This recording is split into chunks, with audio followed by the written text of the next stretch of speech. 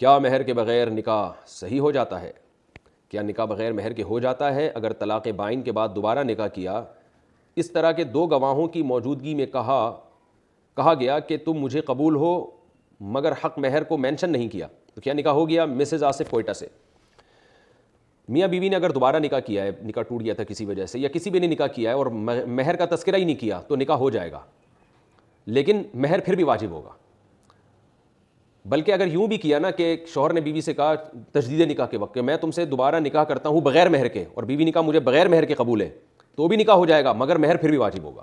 تو مہر کے بغیر نکاح نہیں ہوتا کا مطلب یہ ہے کہ نکاح تو ہو جائے گا مگر مہر پھر بھی ہوگا، یعنی بغیر مہر کے نکاح نہیں ہوتا، یعنی مہر بہرحال ہوتا ہے نکاح میں، یہ مطلب ہے۔ تو نکاح تو ہو گیا لیکن مہر دینا پڑے گا۔ اب سوال یہ پیدا ہوتا ہے کہ جب مہر طے ہی نہیں ہوا تھا، بلکہ یہ طے ہوا تھا کہ مہر ہی نہیں ہوگا، تو پھر وہ مہر کی جب مقدار ہی متعین نہیں ہوئی ہے تو کتنا مہر مرد پہ واجب ہوا ہے؟